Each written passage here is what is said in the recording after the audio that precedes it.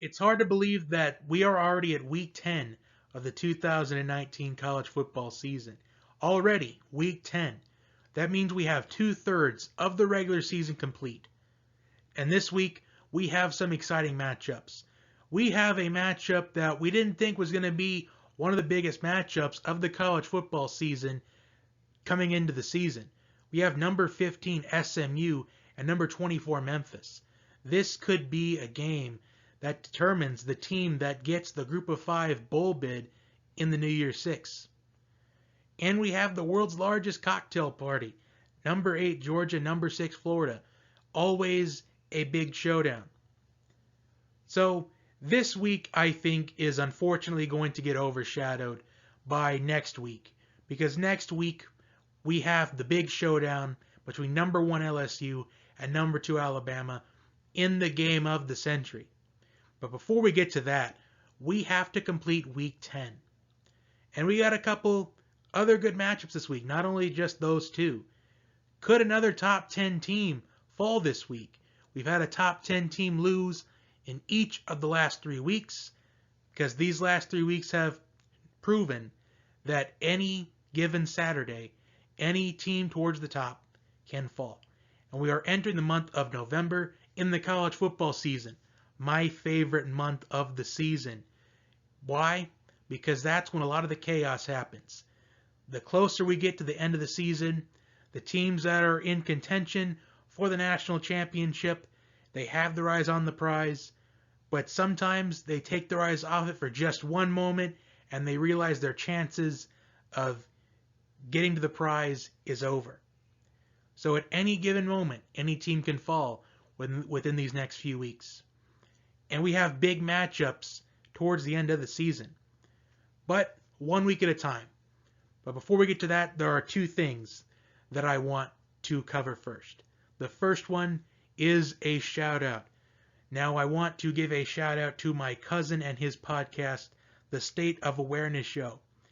With Election Day 2020 a little over a year away, do you have an idea of how you want to vote in the election, or are you undecided? Well, if you're undecided, or even if you have your mind set on who to vote for, either way, my cousin's podcast, The State of Awareness Show, covers a lot of the big news in politics, even some points from things how to make election day much more fair and even better. Other points such as which candidates look like the best fit for president, and a lot more. I'll put the link to the Facebook page in the description so you can check that out. That is the State of Awareness Show, or TSOA as the acronym. And second is, of course, my new top 10. And for the third straight week, it has been shuffled because we've had Georgia lose at number 3. We've had Wisconsin lose at number 6. And last week we had Oklahoma go down as the number 5 team. So 3 weeks in a row, we've had a top 10 team go down. Could we see a top 10 team go down for a 4th consecutive week? It's going to be a little bit more challenging this week, considering half of the top 10 has a bye week, although it was kind of a pointless statement to make because we're bound to have a top 10 team go down because we have 8 and 6 playing each other. But is there a possibility that Oregon could go down at number 7? Or could Utah go down at number 9? We'll have to stay tuned and find out. So let's get to my new top 10. And I decided to make it a lot easier this week. I'm just going to have the top 10 right here on the screen. So there is a little bit of surprises in here, but it looks about right. When I looked at the AP poll yesterday, it seems like the Associated Press and we've agreed on a lot. So at number 1, I have LSU. And I am glad that the AP has realized that LSU is deserving of the number 1 spot. Because LSU, they have the best resume of the season. And last Saturday's victory over Auburn, it just solidifies that their resume is a lot better. And they can even gain more resume points next week if they can beat Alabama on the road in Tuscaloosa. So LSU has victories over Number 9 Texas, this was on the road, so that is huge. A win against Florida when they were number 7, and against Auburn when they were number 9. Auburn is the best 2-loss team in the country, in my opinion. Although the biggest teams that are at 2 losses are Auburn and Wisconsin, and I think Auburn would beat Wisconsin in a head-to-head. So that makes them, to me, the best 2-loss team in college football. So, even though Texas did lose to TCU last week, even though Auburn does have 2 losses, LSU's resume, it looks nice. Even if Texas, they didn't win another game this season, I still think that win over Texas, that's huge for LSU, because that was the first big win for anybody in the college football season. Even Auburn beating Oregon week 1, that's a big win, but it's on a neutral site. And road wins have much more value and much more quality than a neutral site win. So LSU number 1. At number 2, I have Ohio State. And Ohio State is deserving of number 2, because I think with LSU and Ohio State, this could potentially be the national championship matchup. Because I think Ohio State, the further on this season has gone along, the more I think that I was completely wrong a few weeks ago. Ohio State, they have earned their right to be number 2 in the country. Because Cincinnati keeps winning, that makes their win over Cincinnati in week 2 a lot better. And they have a win against Michigan State when they were number 25. And they picked up a win against number 13 Wisconsin in dominating fashion last week. And Ohio State, I think they're the most complete team in college football. In fact, this would be the national championship game of the century if we saw LSU and Ohio State for the national championship. 2 explosive offenses, 2 dominant teams. I think Ohio State at this point is the team to beat right now in college football, because they are the most complete team in college football. The number 1 team in the country in scoring defense, number 3 in scoring offense. And don't forget, Ohio State, they beat Indiana. And the reason why I'm bringing up Indiana, even though they haven't played the best competition, Indiana is 6-2 on the season. So they beat an additional team in that is a bowl-eligible team. And Indiana, they could low-key maybe pull off an upset somewhere later down the line to maybe complete a 7 or 8 win season. And Indiana did receive some top 25 votes this week, so Indiana's not a team to take lightly.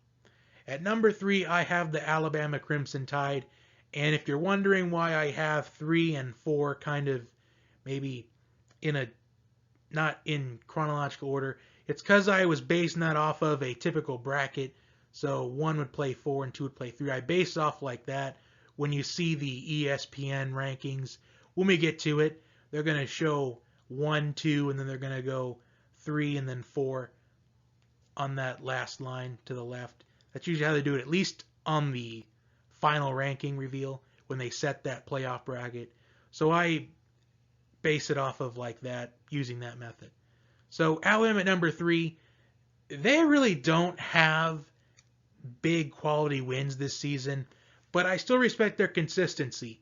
They were slow to win without Tua Tagovailoa, which honestly, even though it's just Arkansas, I still respect them for winning with a backup quarterback. So I got to give them credit on that one. With their consistency, they do have big challenges coming up. They have LSU next week, then they go on the road for the Iron Bowl in Jordan-Hare.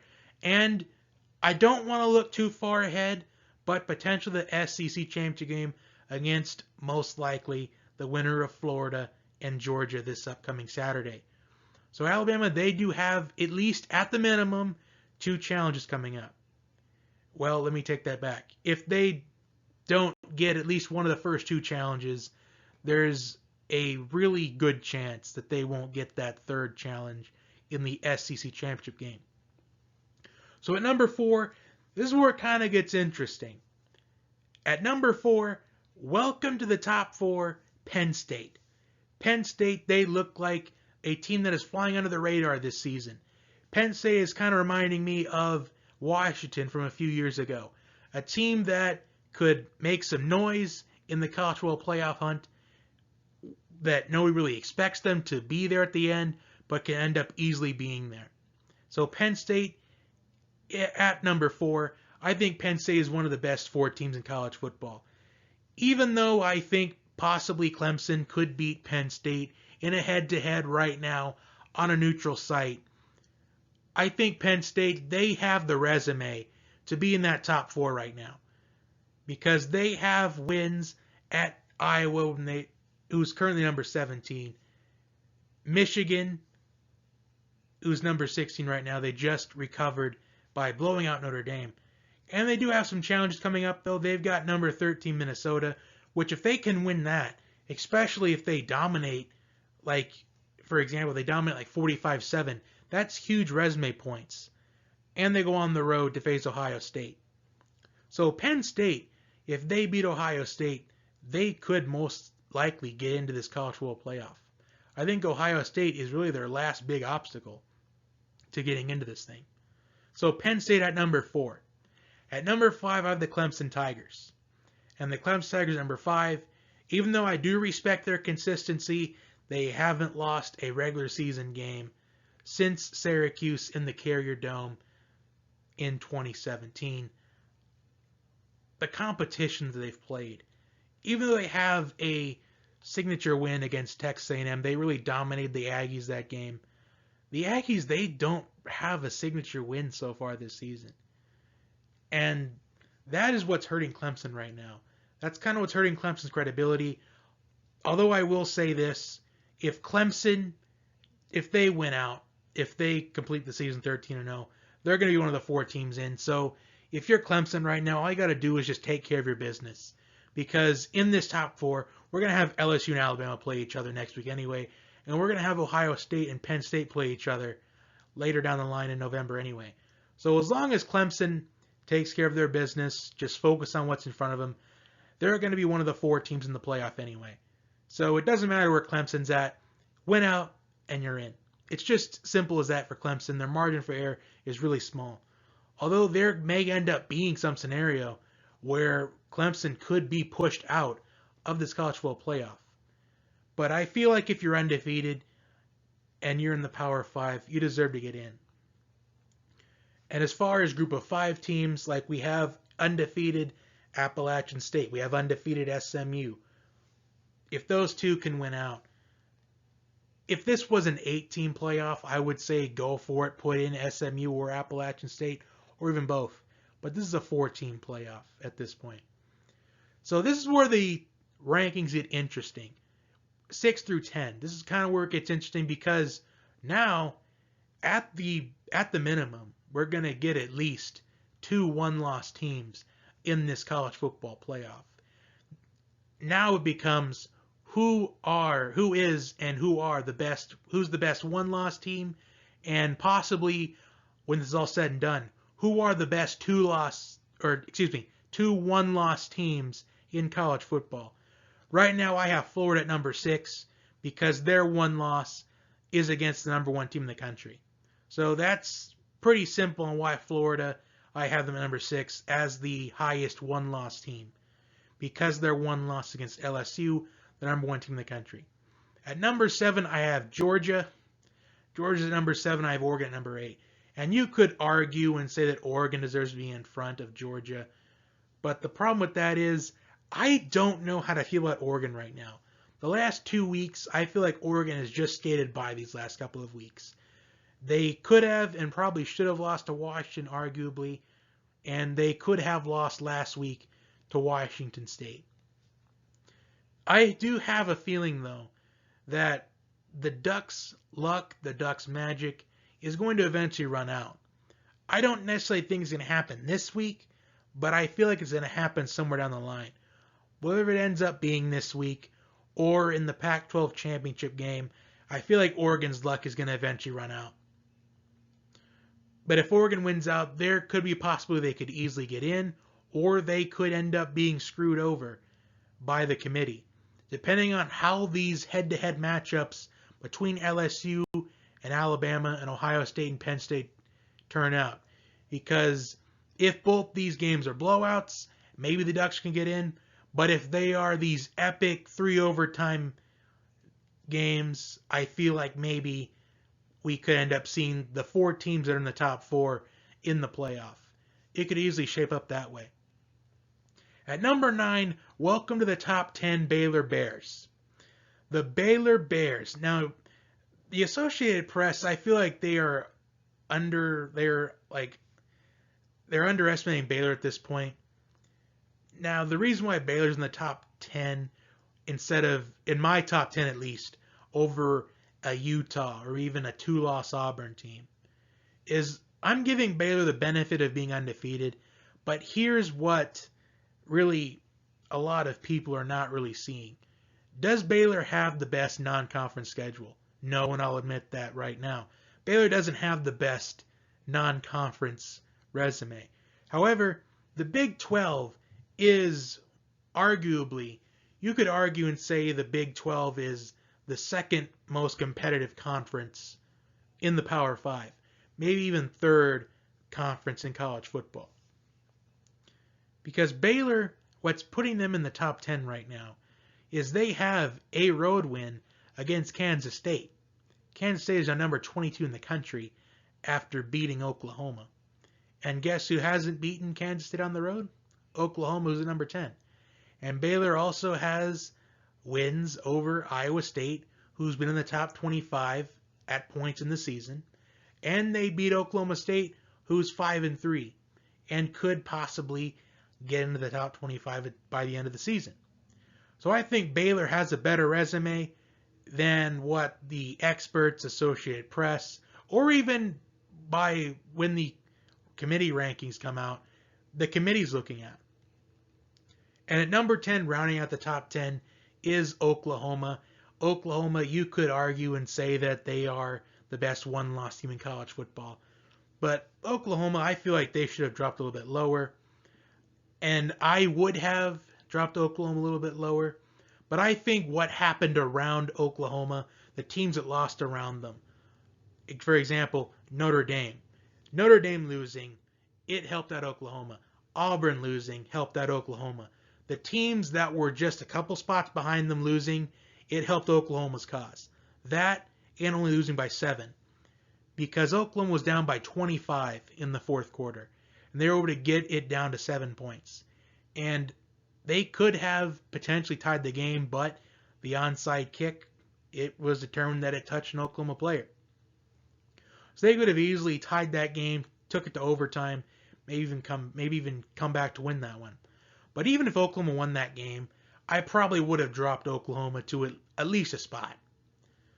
But if Oklahoma wins out, possibly they could get in. But like I was covering earlier, it's going to be hard for the one-loss teams like Oklahoma or even Baylor. It could hurt Baylor. What could hurt them down the road is how those matchups are going to play out. Even the SEC championship game, how that plays out as well. Depending on how the games ahead of them play out, it could come back to hurt these one-loss teams. It can come back to hurt Oklahoma, Baylor, Oregon, even the winner of Florida and Georgia. It could hurt them. So that is my top 10. So I don't know if I'm going to do a top 10 this upcoming week because with half the top 10 being on a bye week, even more than half of the top 10 being on a bye week this week, there's really maybe no need to do one next week unless something happens, which I don't know if it will. But if something major does happen, then I'll do a top 10. Like if Oregon were to lose, then I'll do a top 10 because although it wouldn't really do much, the top 5 is probably going to stay the same. Maybe even the top 6 if Florida wins. So depending on how bad Florida would beat Georgia or how bad Georgia would beat Florida, depending on what happens. So it's time to get to the Week 10 college football predictions. And I'll try to make this fast because my rankings they went on a little bit longer than expected. But I think this is my best top 10 ranking I've done this season.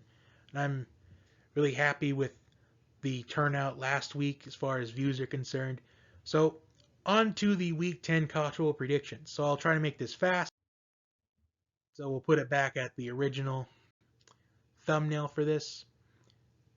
So we begin with a matchup on Halloween night. West Virginia versus number 12 Baylor, who I have at number 9 in the country. Could they fall this week? These last 3 weeks have shown that any team can fall at any point, and we're entering November. However, it's not November yet for the Baylor Bears, and I think they may have to come through in this game late, kind of how they did against Texas Tech. This could be a game like that. But either way, I think Baylor wins.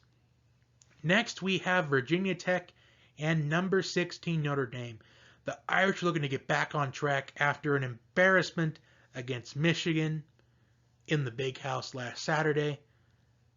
And I'm going to pick the Irish to recover. Even though Virginia Tech, their record is a pretty good record. 5-2. Their only real bad loss this season is to Duke. I just think the Irish, I think they're going to salvage what they can throughout the rest of the season. Try to finish as high as they can in the rankings. Maybe if they can sneak in and get a New Year's Six bowl bid, which I think the odds of that, I think they're really small considering how competitive the top 10 is going to be throughout the end of the season. The Irish, I think they're going to salvage what they can for this season. I think the Irish do win this week. They recover. Next, an in-state rivalry. This is the first time ever that I'm talking about the Kansas Jayhawks for football in the history of this channel. It just shows how far Kansas football has come, because they have played competitive football this season in the first year under Les Miles. Les Miles, the Mad Hatters, returned to college football. Kansas may have a 3-5 record, but they have played competitive football this season. They almost beat Texas. They probably should have beaten Coastal Carolina in week 2, but, sometimes any given Saturday.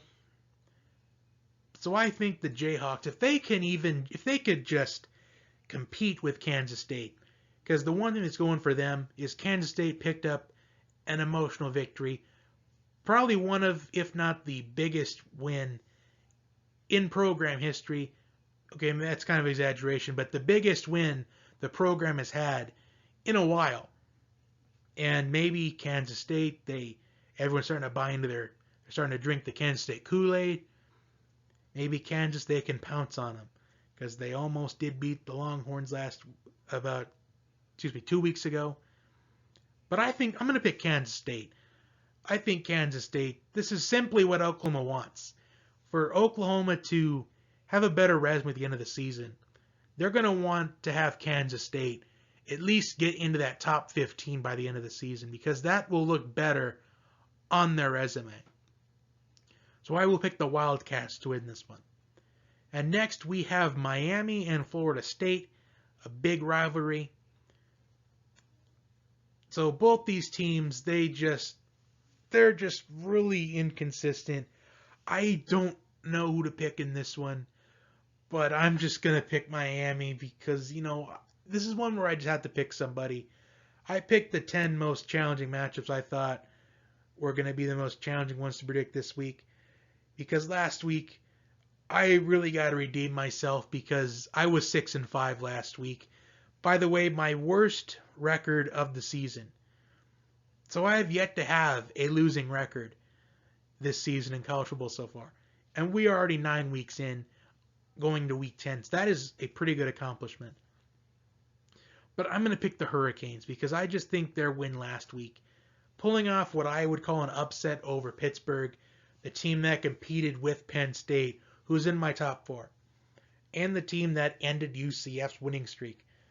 I feel like Pitt is not a team to take lightly, and them beating Pittsburgh, I think it'll give them confidence into this game. I'm going to pick the Hurricanes. Next, we have UAB and Tennessee. Wow. I never really thought that this match would be one to predict at the beginning of the season. But UAB is doing well defensively. UAB is 6-1 this season. So, I'm not really sure if it's, there's no way it could be 6 wins. But either way, UAB only has 1 loss this season. So, they're going on the road to Tennessee. Tennessee has just had an up and down season. Though Tennessee has gotten a couple wins this season, I'm going to pick Tennessee, although this may be a pick that just doesn't turn out well for me. Because Tennessee lost to Georgia State earlier this season. So I feel like if Tennessee loses this game, I think Tennessee is going to just pull the plug on Jeremy Pruitt. I at least think that. But I will pick the Volunteers to win this week. Next, we have TCU and Oklahoma State. And this is another pick that I really don't want to make because I'm 0-3 this year when predicting Oklahoma State games. I'm 0-3. And what both these teams have in common is they are coming off emotional victories, upset victories last week. TCU pulling off the upset against Texas, and Oklahoma State pulling off the upset against number 23 Iowa State. So I feel like no matter who I pick here, the other team's going to win. So I never thought I'd go to the Oklahoma State well again this season, but I'm going to go there this week. I'm going to the Oklahoma State well. I'm going to predict the Cowboys to win. So if I were you, I'd probably put my money on TCU because I'm 0-3 predicting Oklahoma State games this season. So you've got good odds of winning some money this week. Next, we have number 9 Utah and Washington. So remember how I said earlier in the video / podcast, most likely podcast, that the last 3 weeks we have had a top 10 team fall. And even though half the top 10 has a bye week this week, there are still some top 10 teams that play this week. And we are entering the month of November where the majority of the college football upsets happen. And guess what?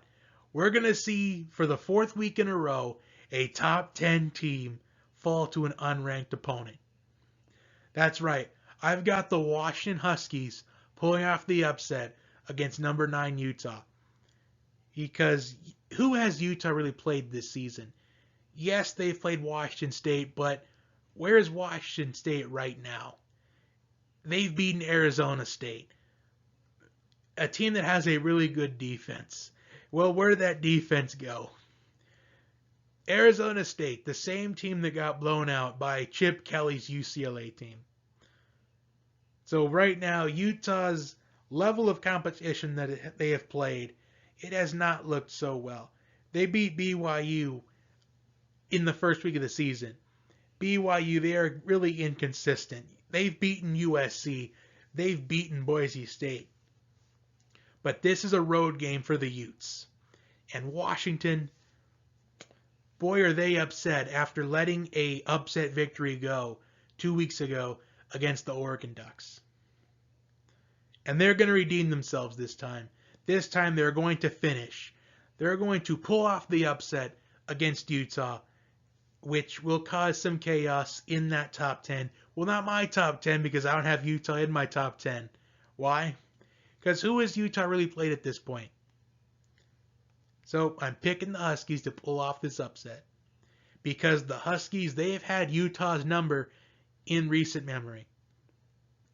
Next, we have number 7 Oregon and USC. Well, the way I see this matchup playing out, the last 2 weeks, Oregon has just skated by these last 2 weeks. Coming back from 14 down in the second half against Washington on the road. In a game where they could have and arguably should have lost. Last week, they have a big lead against Washington State. They look like they're going to dominate the game, but then Washington State gets back in it. They take the lead with a minute left, and Oregon is forced to drive down the field to set up for a game-winning field goal by their freshman kicker. Do I think USC is going to keep this game close? Yes.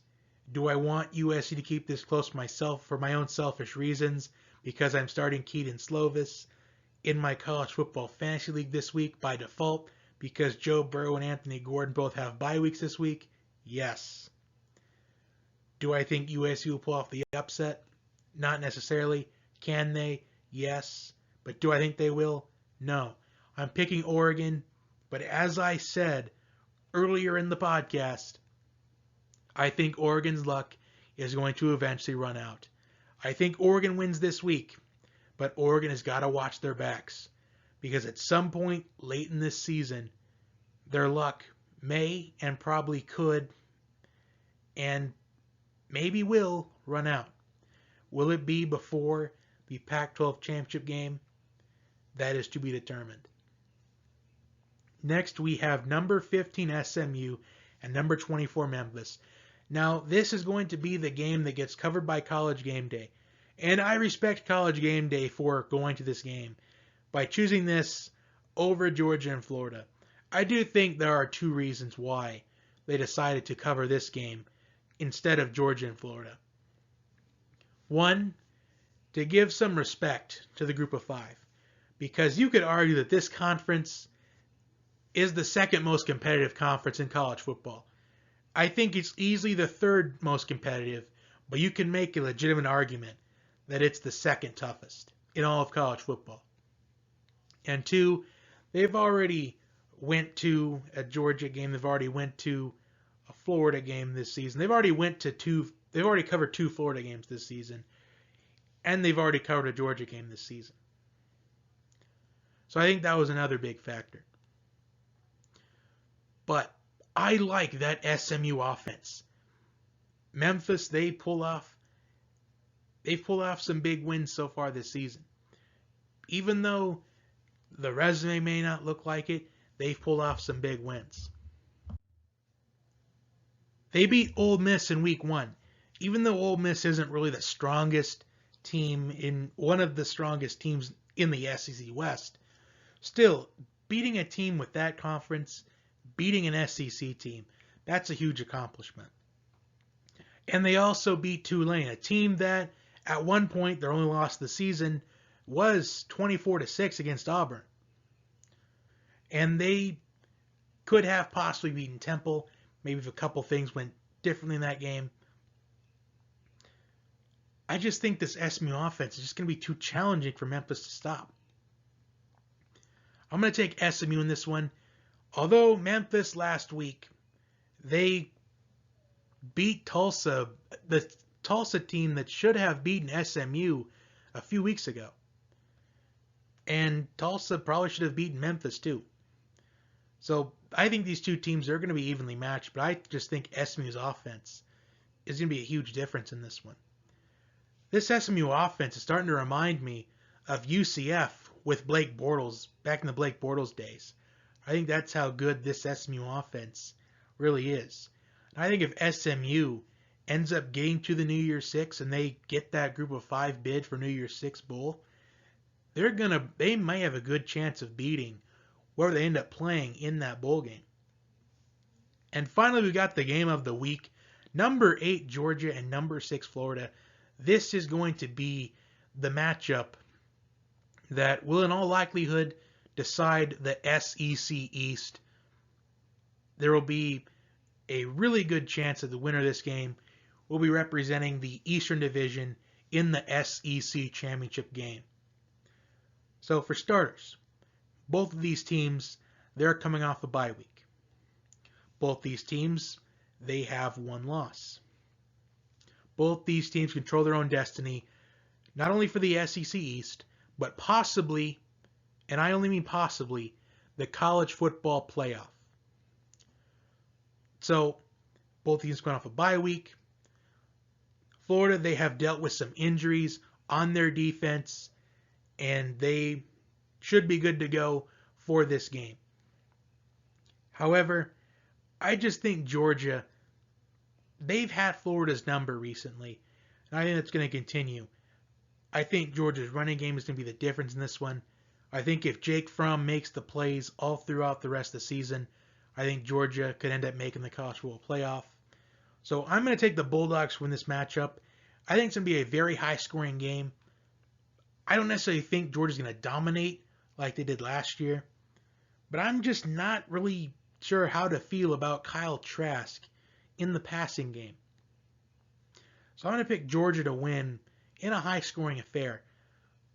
And I'm going to say high scoring considering these defenses. I think Georgia wins 41 to 35. I'm going to say a 6-point game. So I'm going to stop now because this is over 35 minutes, the longest podcast video of the season. Like, share, and subscribe, and I will see you next time.